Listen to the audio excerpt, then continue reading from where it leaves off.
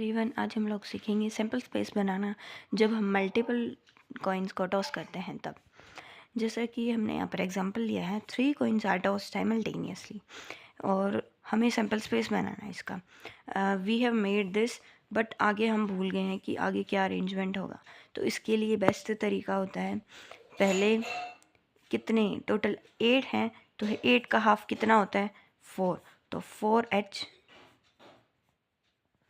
and 4 times t. Now 4 का half कितना होता है 2, then 2h 2t एंड ऐसे ही हम double h and double t करते जाएंगे। अब 2 का हाफ कितना होता है 1, h t h t h t h t। ऐसे ऐसे करके हमने सैम्पल स्पेस भी बना लिया है और 8 के 8 जो आउटकम्स थे वो कवर भी हो गए हैं। We have not forgotten anything. यहाँ तक तो हम फिर भी काउंट कर लेते हैं, हमें याद रह जाता है, लेकिन जब हम 4 कॉइन्स को साइमल्टेनियसली टॉस करते हैं, 4 कॉइन्स आर टॉस्ड साइमल्टेनियसली,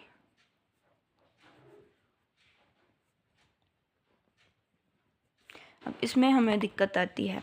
इसके अंदर हम आउटकम्स को सोच ही नहीं पाते, कुछ ना कुछ तो रह ही जाता है। तो अब इसके लिए हमने फॉर्मूला लगाया 2 to the power 4, 4 यानी कि number of coins are tossed.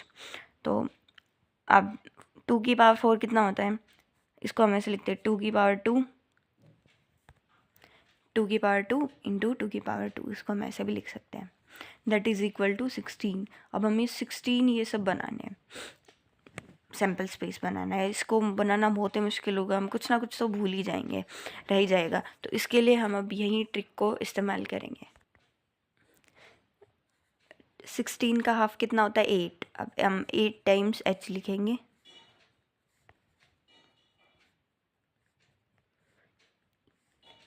Eight times t लिखेंगे,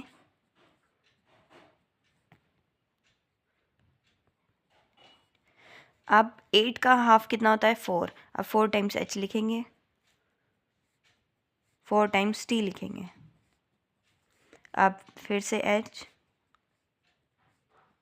देन अगेन t।